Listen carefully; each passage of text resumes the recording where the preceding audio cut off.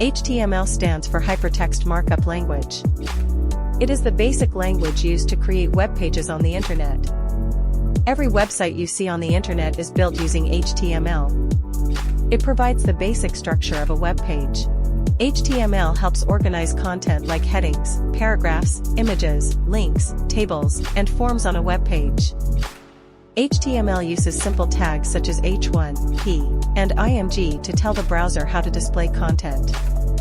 For example, a heading tag creates titles and a paragraph tag shows text on the web page.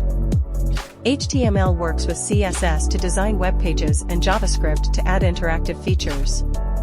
HTML is easy to learn, which makes it perfect for beginners and students who want to start web development.